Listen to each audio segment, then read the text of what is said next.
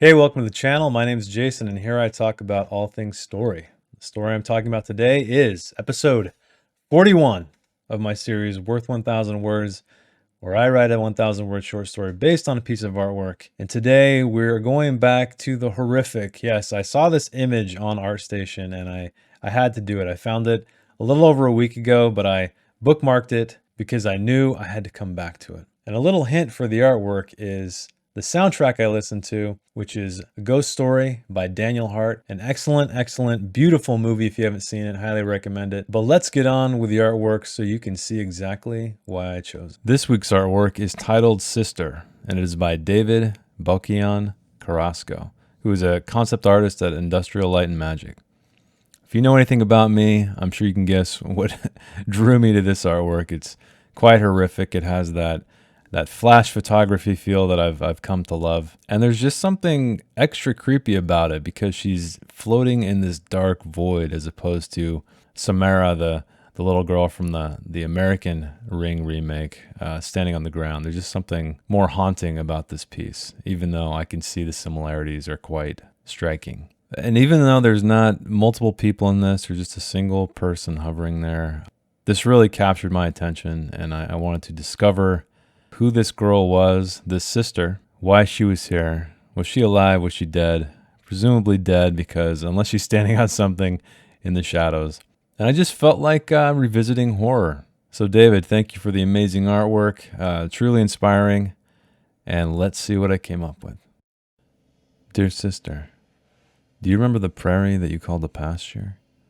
The one with the scraggly grass that was more like inverted roots, thick and twisted?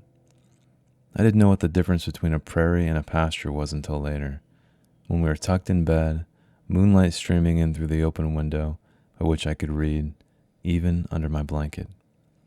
I told you it was a prairie, an expanse of flat land with little to no trees, while a pasture was land for cows to graze. Why can't cows graze in a prairie? You asked. You were always smarter than me, no matter how much I read, and you didn't read at all. All I could do was read the definitions again, hoping to find an answer. My finger became black with ink from stroking the definitions too many times. Go to sleep, you said. You look like a ghost with a sheet over your head. I wished I could have seen myself as a ghost. My love of all things dark and mysterious was the one thing I had over you. So instead of going to sleep, I made moaning sounds, whimpering sounds. I found words that made me cry. They made you cry too, and you threatened to tell Mom, so I stopped. Dear sister, do you remember when we snuck out at night to the prairie that you still call the pasture? Looking for hoof prints, cow patties, even inspecting blades of grass for bite marks, as if you could tell. Tears could be bites. You tore your dress that day, rolling on the grass down the only slope in the entire prairie. I knew that might happen. So I brought my sewing kit, the size of a matchbox. Just because you carry around a sewing kit doesn't mean you can sew, you said. That made me sad, and I told you so. I also told you that I'd been sewing for some time, and if you cared enough about my interest, you'd have seen the quilt I was working on. Sure, I kept it hidden under my bed because it was for you. I was making it for you. Always spoiling surprises. Always ruining everything. How I wished you wouldn't do that. I'm sorry, you said, but I could tell you really weren't. You were combing your hair with your fingers. You didn't even need a real comb. Your fingers were enough, sculpting the bouncy ringlets that hung down to breasts. My chest was as flat as the prairie, the rib cage to my belly the only slope. Even though I was only a year older than you, and you'd had breasts for a year. Dear sister, do you remember when I really scared you? When you woke up in the middle of the night to use the bathroom because you always had to every night? I was standing there, just behind the wardrobe door that was left open. But that wasn't out of the ordinary because we did it all the time. I wore my sheet over my head, the one you hated me wearing so much, with sheep jumping over fences you said made scary faces when the lights were out. I didn't need to cut eye holes because I'd fallen asleep so many times with a sheet over my eyes that I had gotten used to seeing between the threads. I didn't yell. I didn't jump. No boos or moans like you see on TV or hear from kids on Halloween. No. I said something in a voice I didn't think possible.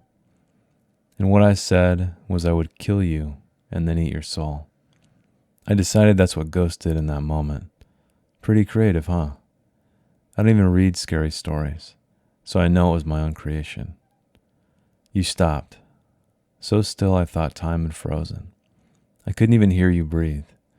After a long silence came the sound of your pee hitting the floorboards. It sounded like a waterfall on rocks.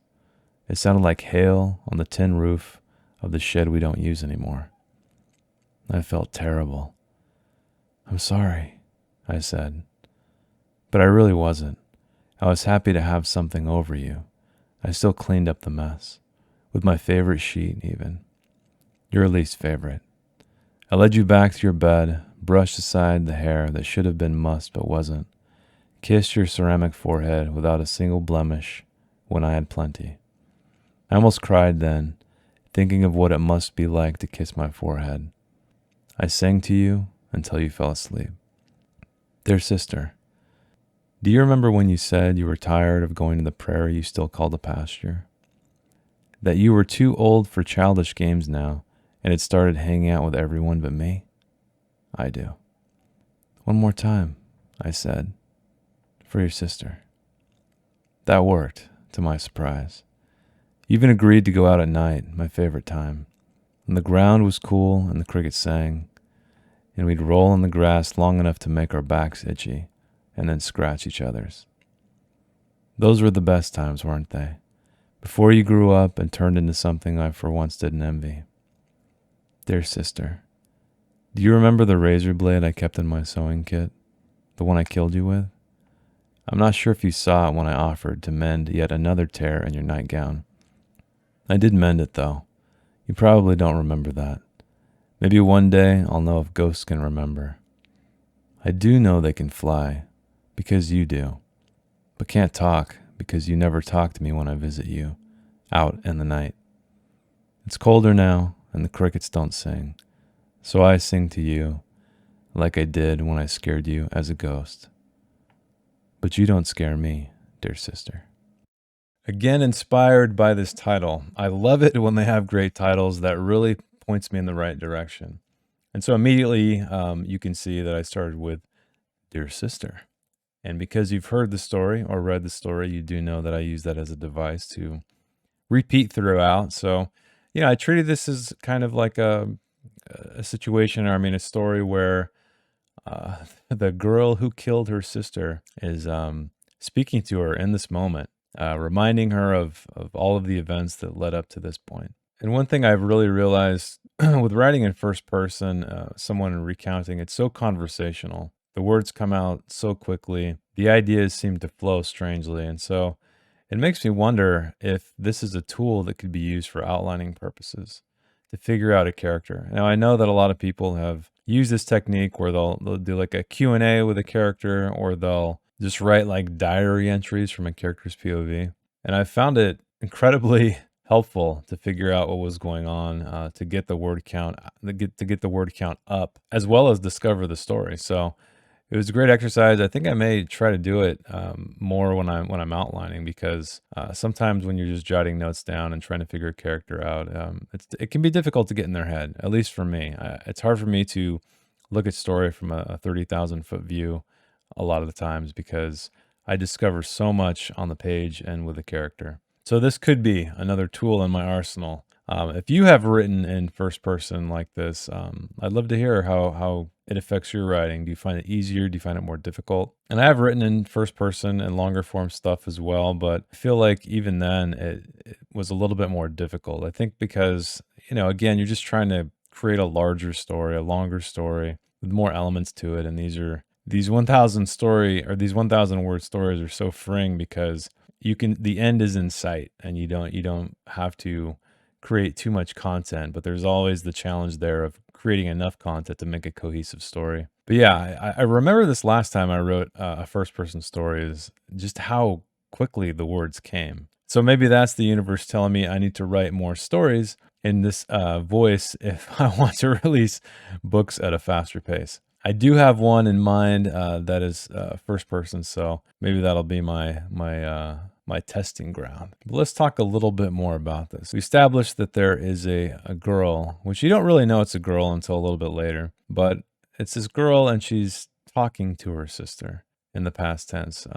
And so I just imagined her sitting out in this prairie, looking up at this ghost because it looks like there's a light shining or flash photography of some kind. And I wanted to tell a story like that. I wanted to tell the story of how the person got to this state. I always like to do that because I think that's the one thing we wonder, right? A lot of times we look at paintings or photography. We always wonder, like, what got them here? At least I do. And it's less about exactly what you're seeing on the page. And I did break my rule here because I believe in the last story or one of the more recent ones, I said that I don't try to stray too far from the image, and here I did a lot. I don't know, that could be good or bad depending on how you look at it, depending on if you want to know, use this element in this image as a snapshot on a timeline as opposed to everything happening on the page. So originally when I first looked at this image, I was thinking like, oh, well, maybe I'll tell a story of how someone discovered this ghost, right? Maybe there was no relation. But then really the title got me. I felt like there needed to be a relationship here between the narrator and this creature you have. Or it could be from the perspective of the ghost too. And POV is always interesting because the stories are just vastly different and there's so many more possibilities or different possibilities depending on which POV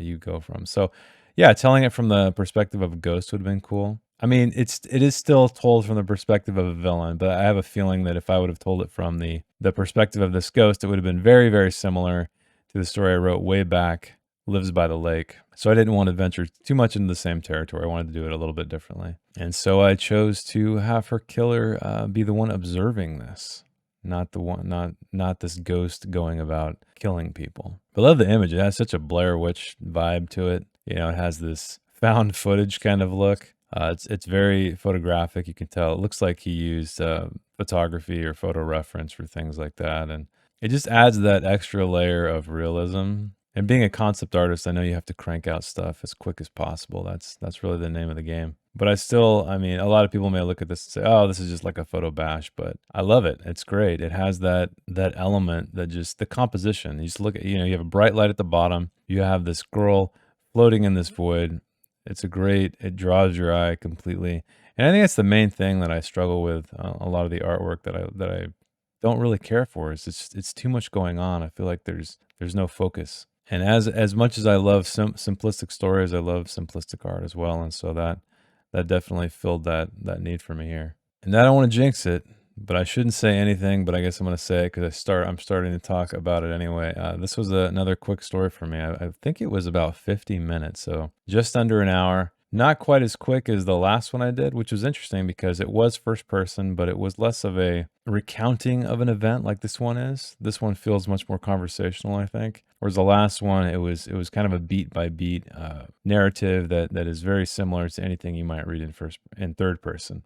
And you can see my word count just flying. Like I'm almost at 1,000. I'm only 36 minutes in and just about ready to hit 1,000. So the editing wasn't too difficult again. I think you have so much more flexibility when you're writing in this conversational first person. And I know a lot of writers, particularly in women's fiction or young adult, it's in first person. And it makes you wonder, normally present tense as well, which I didn't really do present tense until the end. But it makes you wonder if part of that reason is the speed at which you can write. You know, it feels like you're writing a diary for someone else. But yeah, here I am already 41 minutes just into the edit, cleaning things up, hovering on one word, and just about ready to wrap it up. And I think one thing I've noticed too about first person is I'm less concerned about the actual word choice. I don't know, for some reason, I think it's because it is conversational. I don't feel like I need to find just that perfect word.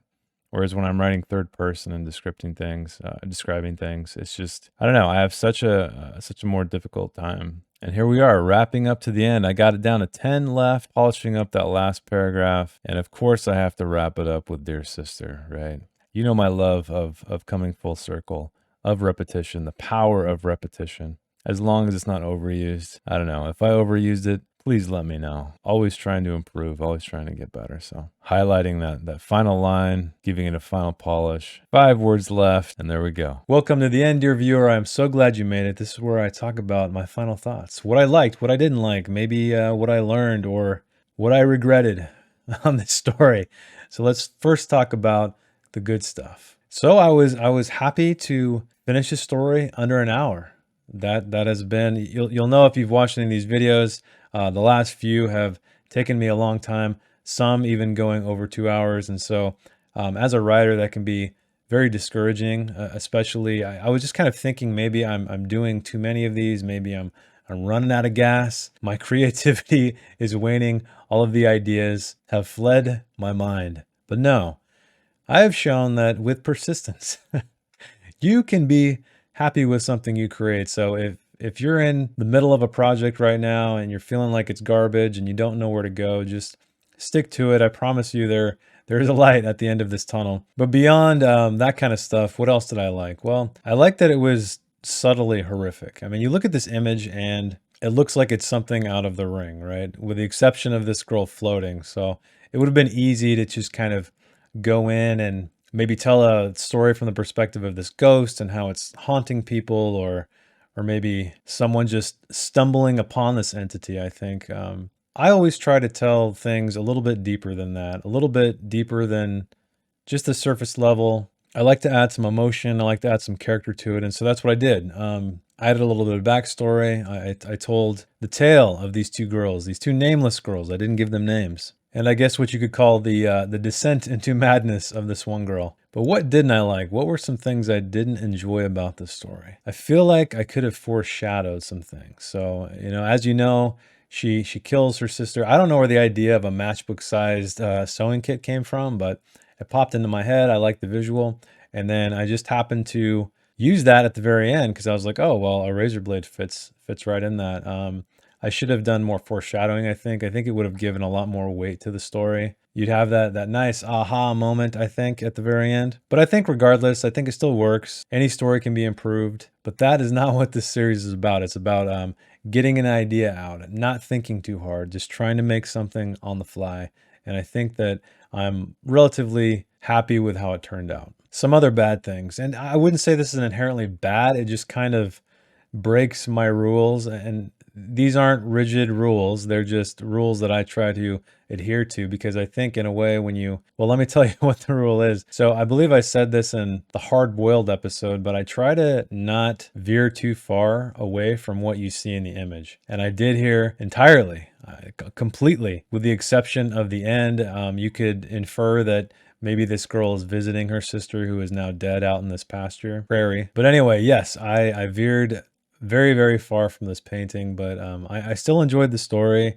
And I think that you can, and I know I'm just justifying my negligence here, but I think you can use these images as starting points, midpoints, ending points. There's no right or wrong way to do what I'm doing, but I do try to set up guardrails for myself just for the sake of consistency, but whatever. It went out the window, and I didn't do that. So I guess this could be a lesson in don't create boundaries for yourself, like arbitrary boundaries. Just go where the story takes you, and hopefully that is exactly where it needs to go. But I hope you enjoyed this story. I hope you got something out of it. I had a great time, and I'm ecstatic that it took me less than an hour this time. So thank you so much for watching and joining me. I'm getting very close to the 52 mark where I can publish this into an anthology. I'm both excited for it and afraid because I have to compile and re-edit a lot of the work. It'll be nice to have a volume of 1 year of all of these short stories in one spot. So with that said,